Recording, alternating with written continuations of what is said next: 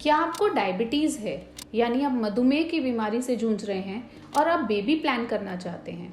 क्या आपको पहले कभी एबनॉर्मल बेबी हुआ है और उसमें आपको डायबिटीज़ एक मूल कारण रहा है? क्या इसका कोई समाधान है? नमस्कार, मैं डॉक्टर चंचल।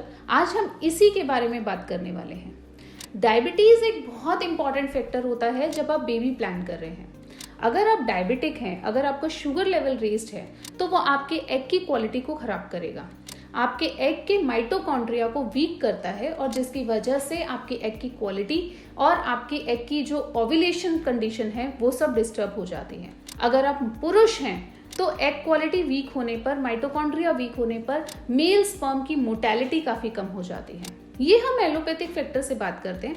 आयुर्वेद के जरिए इसको थोड़ा समझने की कोशिश करते हैं। डायबिटीज़ यानी मधुमेह, डायबिटीज़ की स्थिति में इंसान में कफ दोषा जो है वो बहुत एग्रीवेट होता है। महिलाओं में भी जो कफ है वो काफ़ी बढ़ जाता है, रक्त में भी कफ की मात्रा ज़्यादा हो जाती है और उसकी वजह से आपको प्रॉब्लम्स आती हैं।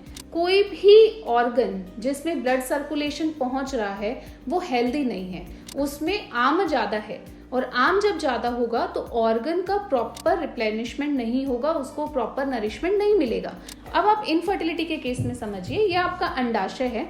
अंडाशय तक बहुत सारी ब्लड वेसल्स जो हैं यानी रक्त वाहिनियां जो हैं वो ब्लड पहुंचाती हैं, लेकिन अगर ये ब्लड वेसल्स आम युक्त हैं तो यहाँ पर प्रॉपर ब्लड सर्कुलेशन नहीं पहुंचेगा। तो इसके अंदर जो फॉलिकल्स हैं, जो एग की एक लाइफ है वो 3 मंथ्स तक रहती है, यानी ऑलमोस्ट 90 डेज तक। तो एक फॉलिकल जो आपको आज दिख रहा है उसको यहाँ तक पहुँचने के लिए, उसको बनने तक के लिए 90 डेज की एक लाइफ लग रही है।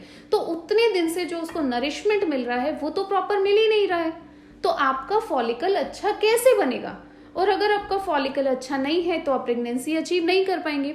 सिमिलरली यूट्रस के इंटरनल लेयर्स में ब्लड सर्कुलेशन होना बहुत इंपॉर्टेंट है।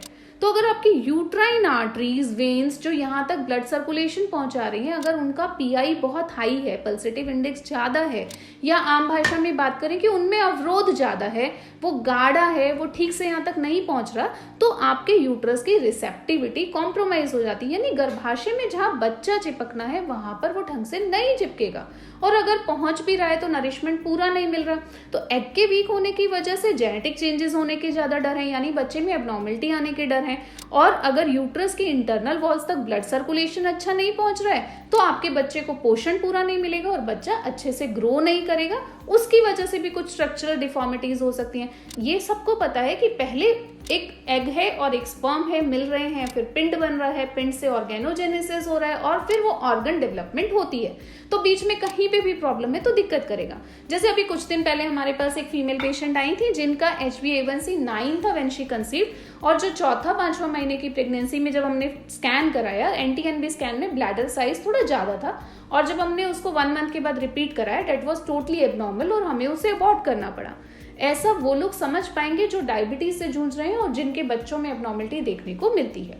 सिमिलरली अगर हस्बैंड डायबिटिक है और अनकंट्रोल्ड डायबिटीज हस्बैंड को है तो पुरुष का जो शुक्राणु है वो सीमन के अंदर रहता है। तो अगर पुरुष का सीमेन जो है वो बहुत ज़्यादा चिपचिपा है, उसमें बहुत गाढ़ापन है, तो शुक्राणु अच्छे से ट्रैवल नहीं कर सकता, उसके अंदर मोर्टेलिटी कॉम्प्रोमाइज रहेगी फर्स्ट। दूसरा, जो मैंने यहाँ पर फीमेल एग के लिए बात की कि एग के लिए जो माइटोकॉन्ड्रिया है वो वीक होगा तो मोर्टेलिटी कम होगी। तो दोनों ही स्थिति में स्पर्म की जो ताकत है, जो गुणवत्ता है, जो क्रोमोसोमली उसमें जो कंडीशंस आनी चाहिए वो सब कॉम्प्रोमाइज मिलेंगी और उसकी वजह से एक अच्छा स्पर्म ना होने के कारण आपको एक हेल्दी प्रेगनेंसी नहीं मिल पाती। या तो स्पर्म फर्टिलाइज नहीं कर पाएगा या फर्टिलाइज हो गया तो आगे जो बेबी बनेगा वो हेल्दी नहीं बनेगा। Third and most important thing, जो चाहे मेल पार्टनर है चाहे फीमेल पार्टनर है, जब आप प्रेगनेंसी प्लान कर रहे होते हैं तो एज अ कपल आप कभी ये नहीं चाहते कि आपके बच्चे को जुवेनाइल डायबिटीज हो। एंड ज्यादातर लोगों ने देखा होगा कि पीढ़ी दर पीढ़ी डायबिटीज जो है वो ट्रांसफर होता है। तो आपसे आपके पेरेंट्स को था तो आपको शायद वो 50 की एज में आ रहा है, आपको 50 में आ रहा है तो हो सकता है बच्चे को 40 या 30 में आए। अगर आप पहले से बीज संस्कार करके चलते हैं तो ये प्रॉब्लम को आप काफी हद तक कंट्रोल कर सकते हैं। क्या कुछ साइंटिफिक प्रूफ्स है कि अगर आपने बीज संस्कार किया तो बच्चे में आगे ना आए, दिक्कतें ना आए?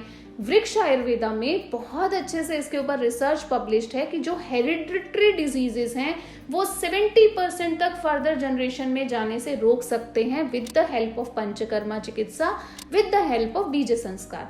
तो ये मैं नहीं कह रही हूँ, ये रिसर्च कहती है। तो अगर आपको ऐसी कोई हेरिडिटरी प्रॉब्लम है और आप बच्चा प्लान करना चाहते हैं तो फर्स्ट ऑफ ऑल आप अपने डायबिटीज लेवल को पूरी तरह से कंट्रोल कीजिए।